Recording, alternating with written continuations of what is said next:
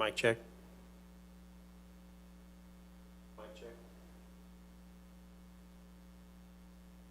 Mic check.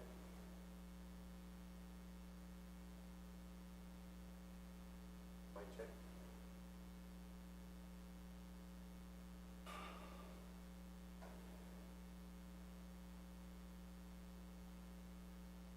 Mic check.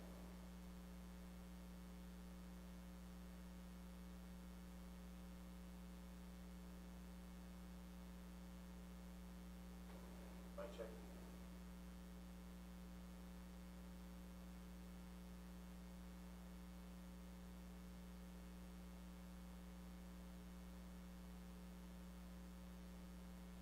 Mic check.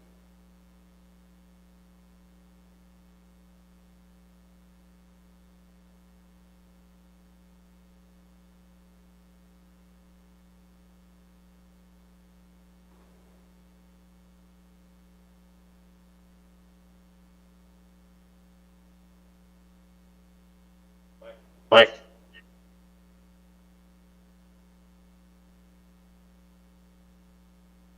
Check. Check.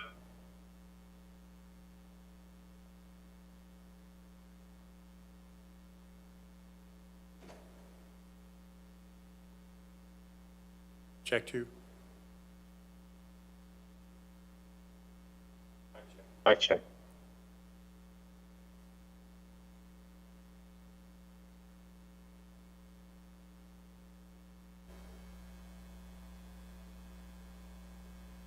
Mic check. Mike check.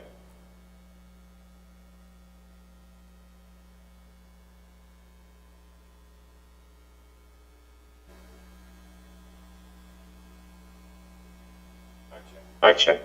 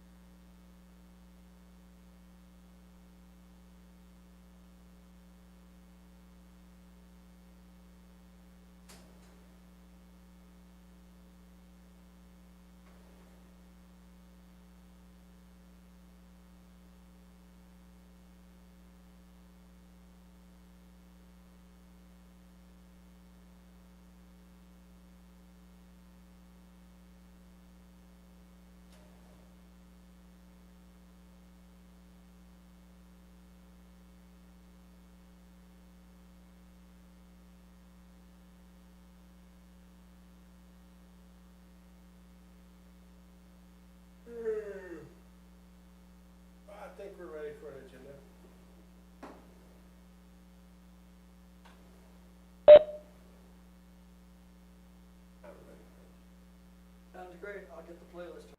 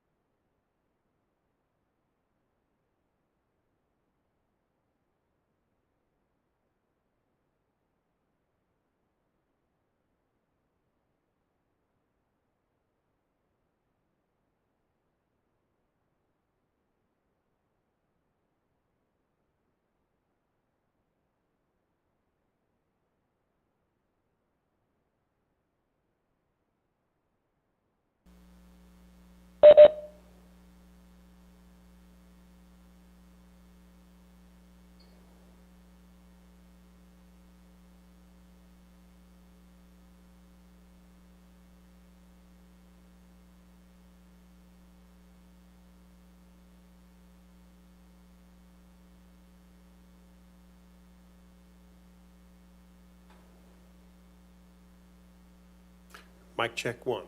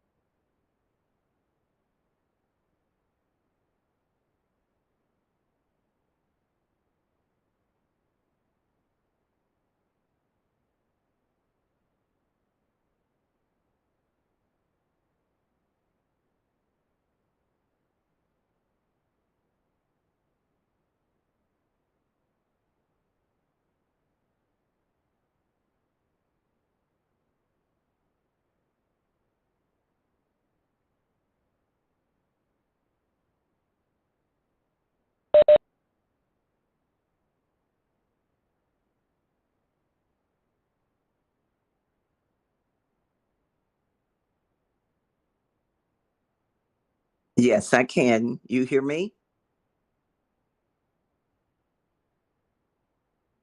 Thank you.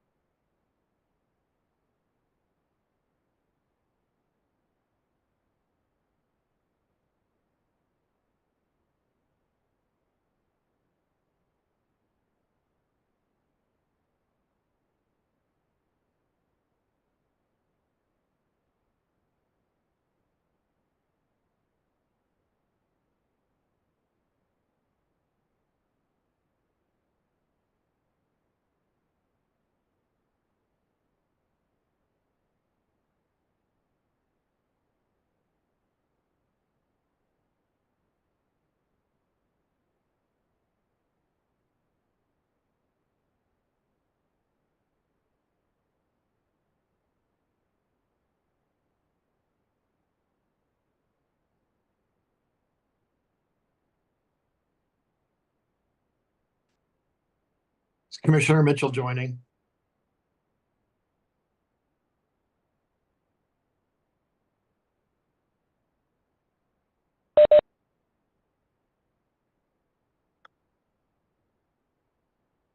Great, thank you.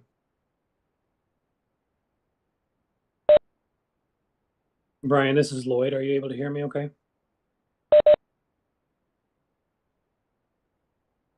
Thank you.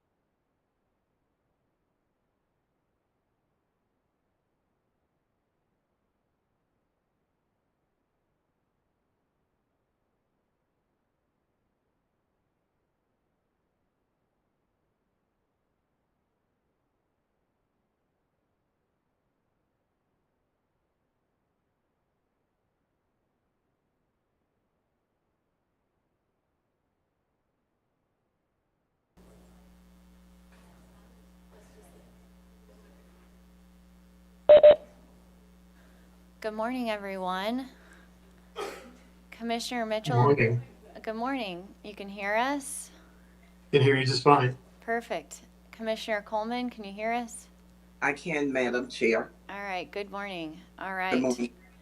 It is just after 11 a.m. and all the commissioners are present, so we will begin the agenda meeting for today, Wednesday, June 18th.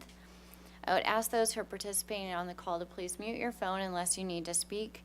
It is a light agenda today. There is one new order and one case discussion item, but before we get to those, we do have minutes to approve from the June 11th, 2025 agenda. Commissioners, are there any changes or modifications to those minutes? Hearing none, all those in favor of approving those minutes, please say aye. Aye.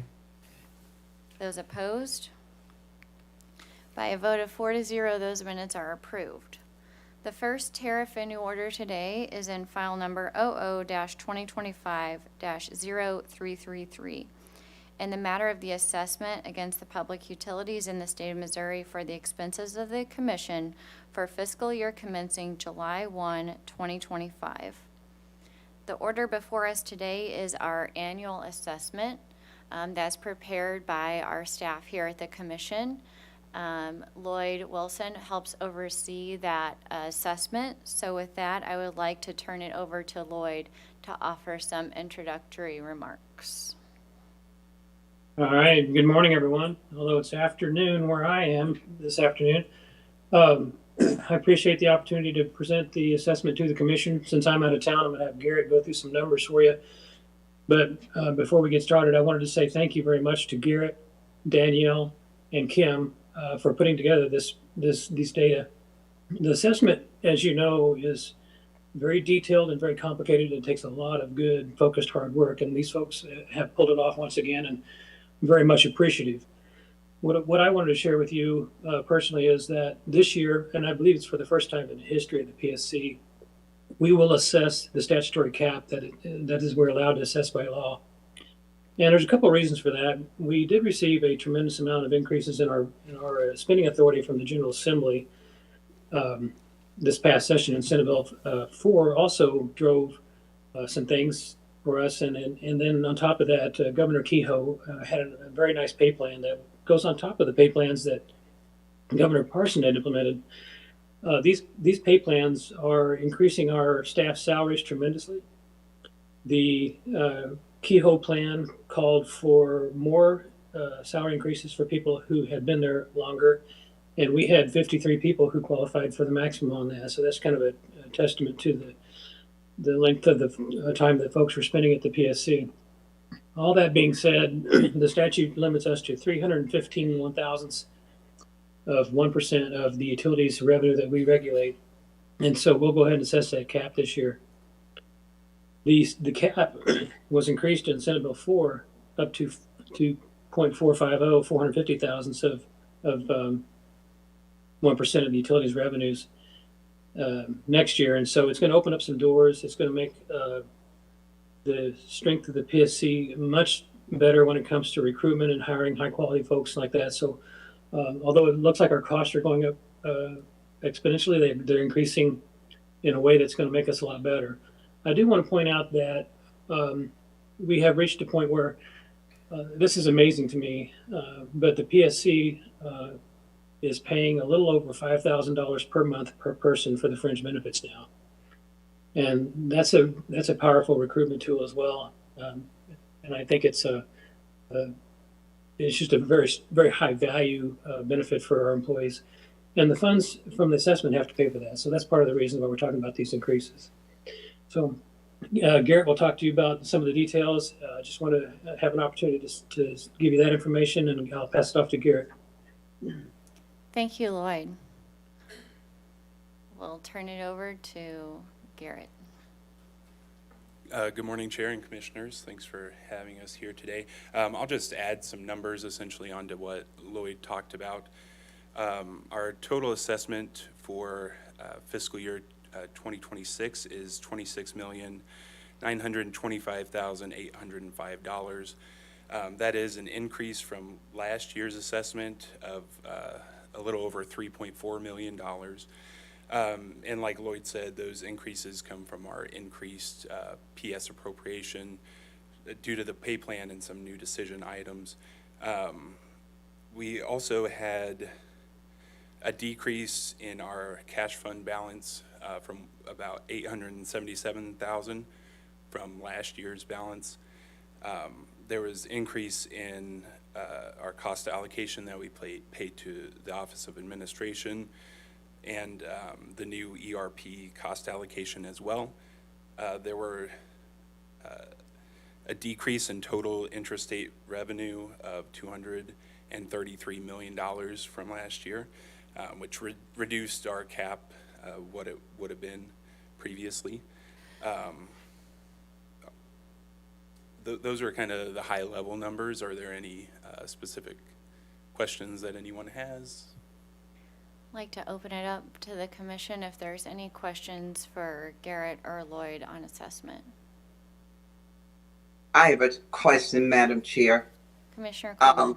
Thank you. Lloyd, help me understand this. I think you said it, and good morning to you and to Garrett. Thank you both for your presentations. So when we talk about the increases in salary, and we talk about how attractive that is, the salaries we would pay for new employees, if we have a scenario where, let's say, an engineer has been there 30 years, so they're going to hit the top of that limit, where is it 2% per, is it 2% per every 2 years of employment that the increase happened? I believe it was 1% for every 2 years.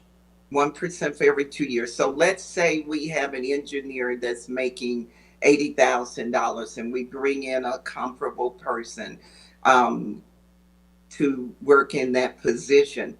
Would they have a different salary range that's not based on what this person who's been there 30 years is making?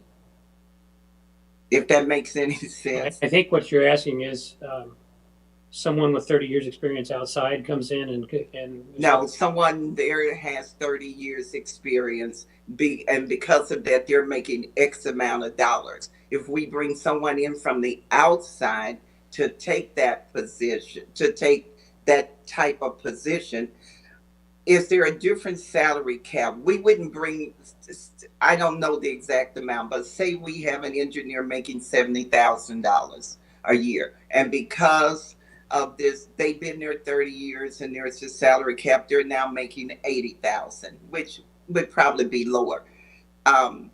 But the average salary is $60,000 to $70,000. What would we bring a new person in yet at? We wouldn't bring them in at that match, would we? No, you are correct. We would not. Okay. We would post a salary range on a job posting, and it depends on which position it is. Engineer is an example where you can have different levels of engineering, and so we may post it depending on the individual's education, whether they have professional engineer designation, that sort of thing. But if a person who worked here 30 years gets a 10% raise and then leaves, his replacement or her replacement won't start at that level. They'll start within the range that we advertise. That's what I'm asking. Thank you. Thank you, Madam Chair. Thank you, Commissioner Coleman. Other questions from the commission? Hearing none. Other than thank you for asking that question, because I had the same one. Express yourself, Commissioner. All right.